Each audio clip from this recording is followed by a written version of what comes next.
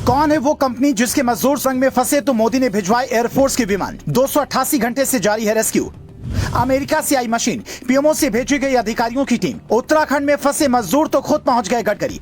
दिवाली की छुट्टी रद्द कर लौटे डीएम, मोदी ने भेजे अपने मंत्री। क्या पहाड़ों पर बंद करवा देनी चाहिए अब खुदाई? कहते हैं कि प्रकृति जब संकेत दे तो सावधान हो जाना चाहिए। उत्तराखंड के उत्तरकाशी में बीते 12 दिनों से जो चल रहा है वो प्रकृति की ओर से एक बड़ा इशारा है। हम पहाड़ों को काटकर सुरंग तो बना रहे हैं, लेकिन उसी सुरंग में फंसने के बाद हालात क्या होते हैं उसकी कहानी ये तस्वीर बयां कर रही है। दर्जनों मजदूर कई फीट गहरी सुरंग के अंदर फंसे हैं। उन्हें पाइप से खाना पानी और ऑक्सीजन दिया जा रहा है। जैसे जैसे देरी हो रही है हौसला टूटता जा रहा है, जिसके बाद लोग पूछ रहे हैं कि जान जोखिम में डालकर सड़क या सुरंग बनाने की जरूरत क्या है। पर्यावरण विशेषज्ञों ने पहले भी इस पर सवाल उठाए थे, तो फिर काम कैसे शुरू हो गया ये भी बताएंगे। ये कंपनी कौन सी है जिसके लिए पीएमओ तक के अधिकारी दिन रात एक किए हुए हैं? पर उससे पहले सुनिए पूरा मामला क्या है। जब हम और आप दिवाली मना रहे थे, 8 राज्यों के 41 मजदूर उत्तरकाशी के सिलक्यारा डंडल गांव के बीच बन रही सुरंग में फंसे थे। उनके आसपास मलबा गिर रहा था। पाइप से ऑक्सीजन, दवा, भोजन और पानी उन्हें दिया जा रहा था। डीएम साहब को जैसे ही खबर मिली, छुट्टी कैंसिल करके मौके पर पहुंच गए।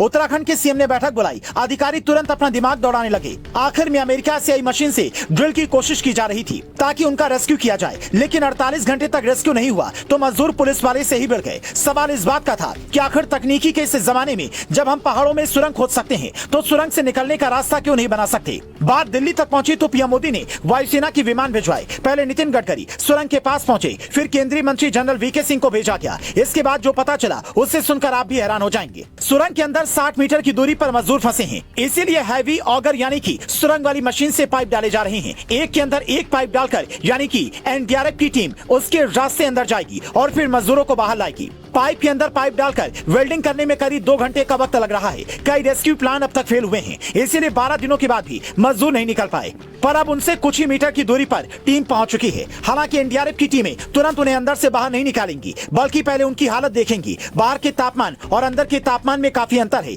इसीलिए उस हिसाब से उन्हें वहां पर इलाज दिया जाएगा। उसके बाद जैसे ही एनडीआरएफ की टीम बाहर लेकर आएगी, सीधा 41 बेड के अस्पताल में उन्हें ले जाकर भर्ती करवाया जाएगा। बाहर दर्जनों एम्बुलेंस इस काम के लिए खड़ी है। यहाँ तक कि सुरंग वाली जगह से 4 किलोमीटर दूर हेलीपैड भी बना है। हेलीकॉप्टर अलर्ट मोड पर है। जैसे ही मजदूर बाहर निकलेंगे उड़ान भरने को तैयार है। पर सवाल ये कि इतने मजदूर जो फंसे हैं क्या वो सरकारी कर्मचारी हैं या कंपनी के हैं? बीबीसी अपनी रिपोर्ट में लिखता है कि ये सभी मजदूर एनईसीएल यानी कि नवयुग इंजीनियरिंग कंपनी लिमिटेड के कर्मचारी हैं। ये सुरंग और हाईवे बनाने का काम करती हैं। भारत का सबसे बड़ा रिवर ब्रिज असम में जो बना है, जिसका उद्घाटन पीएम मोदी ने किया है, वो इसी कंपनी के कर्मचारियों ने बनाया था। काजीगुंड, बनिहाल और पटना का पुल भी इसी कंपनी ने बनाया, जिसकी डिटेल इनकी वेबसाइट पर दी हुई है। मतलब कंपनी काफी बड़ी है और इसे अनुभव अच्छा है, इसीलिए ये नहीं कह सकते कि अनुभव की कमी की वजह से मजदूर फंसे हैं। बीते 288 घंटे यानी कि 12 दिनों से अगर सुरंग में फंसे मजदूर खुद को संभाले हुए हैं तो समझिए उन्हें ट्रेनिंग अच्छी दी गई है। वरना हम अंधेरे कमरे में अकेले रहने में भी डरते हैं, थोड़ी सी भूकंप की आहट से परेशान हो जाते हैं। वहाँ तो पहाड़ों के बीच में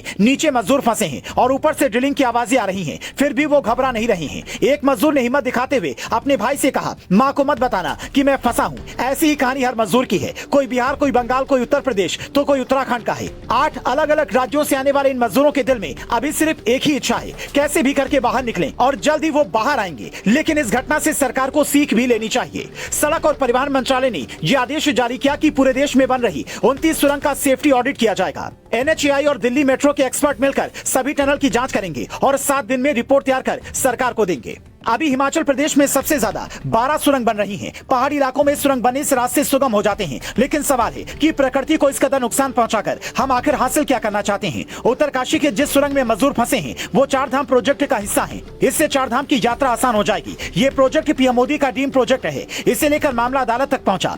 पर्यावरण प्रेमियों ने कहा कि इसके लिए पहाड़ों को काटे जाने और पेड़ गिराने से कई खतरे उत्पन्न होंगे। भूकंप की आशंका है, इसलिए इस पर रोक लगाई जाए, लेकिन रोक नहीं लगी, काम जारी रहा और आज परिणाम हम सबके सामने है। पहाड़ों में रहने वाले लोग अक्सर ये कहते हैं कि विकास के नाम पर हम विनाश को बर्दाश्त नहीं कर सकते। शहरों की सुविधाएं गांवों तक पहुंचाने के चक्कर में जो हालत पर्यावरण की हो रही है, क्या उस पर इंसान कंट्रोल नहीं कर सकता? क्या इस घटना से सीख लेकर हमें अपनी इच्छाओं पर लगाम नहीं लगाना चाहिए? एक पर्यावरण प्रेमी के तौर पर आपकी क्या सोच है? कमेंट कर बताएं। क्योंकि दिल्ली के प्रगति मैदान में बना सुरंग हो या फिर वैष्णो देवी जाने के रास्ते में पड़ने वाला सुरंग, हर जगह से जब हम गुजरते हैं तो इस बात का डर हमेशा होता है कि कहीं सुरंग में फंस गए तो क्या होगा। अब तक इन जगहों पर तो कोई नहीं फंसा, पर सुरंग बनाते बनाते मजदूर जरूर फंस गए, जिन्हें निकालने में 12 दिन का वक्त भी कम पड़ गया।